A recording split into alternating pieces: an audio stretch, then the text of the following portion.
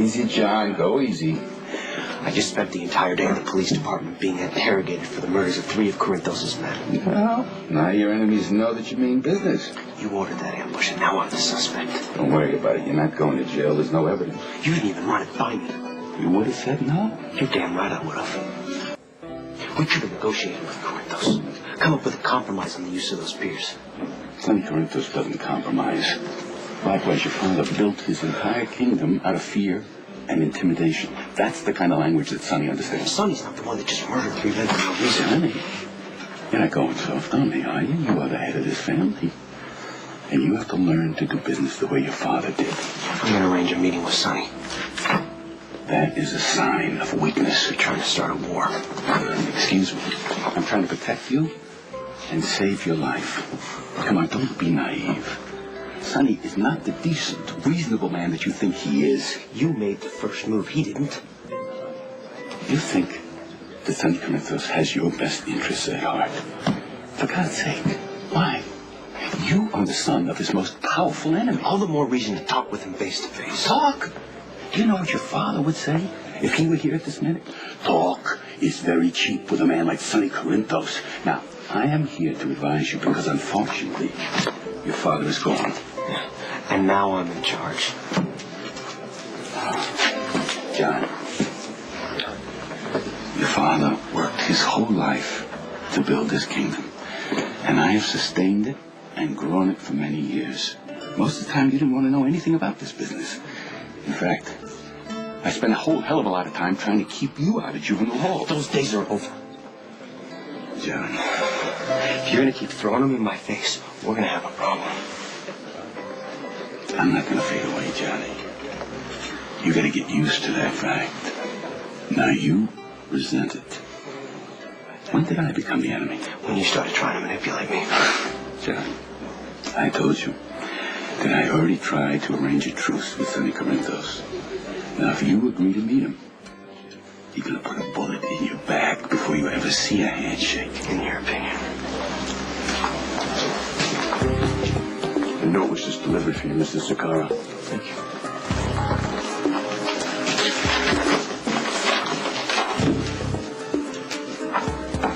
Well, what is it? Nothing that concerns you.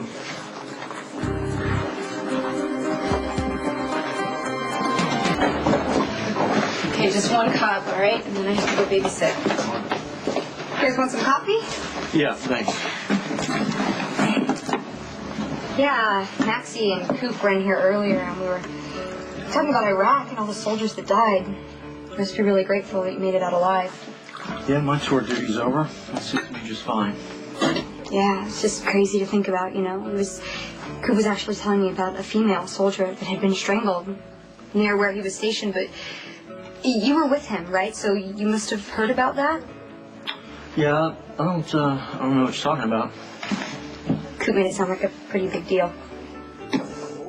Well, Iraq's a big country. You know, a lot of people doing terrible things over there. Yeah, absolutely. I just find it strange that after what happened to Maxie a few days later, we're talking about this woman who was... Talk about something else.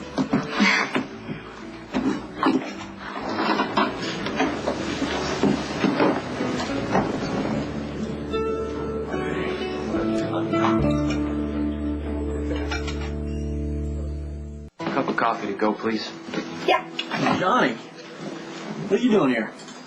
What does it look like? I don't know, ordering coffee. You know, there are a dozen different coffee places in Port Charles. Next time, why don't you find another one, huh? Here you go.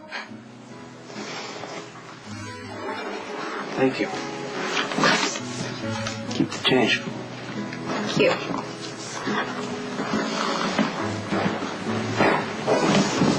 Why did you want to do that?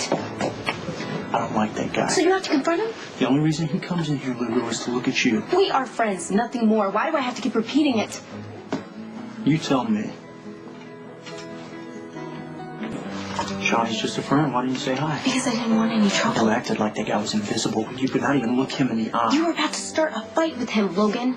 I just told the guy to go get his coffee someplace else. And you walked off. If he had stayed and said something, what would you have done? All right, fine. You know what? I don't like the guy, all right? He eyeballs you every time he comes in here. You run off with him not once, but twice.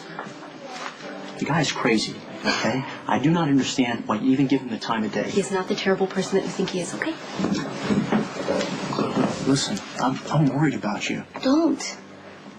You got great instincts, and you're a smart girl, but sometimes you put your trust in the wrong people. This coming from the guy who made a bet that he could get me into bed. Okay, you know what? I said I was sorry, and I am. All right, but this is about you right now and your friendship with Johnny. Okay? He's gotten you into serious trouble. I don't want to see that happen to you again. I happen to like Johnny. I think he's a decent guy. But for the 100th time, Logan, I'm keeping my distance. Okay? Are you happy now? All right, fine. Fine. How about I give you a ride to Elizabeth's? Actually, I'm gonna stay a little bit longer just to help Georgie. Thank you. Okay. All right, I'll call you later.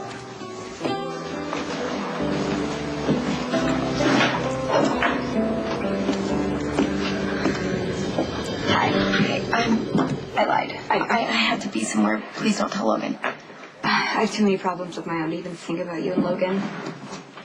Good luck solving them.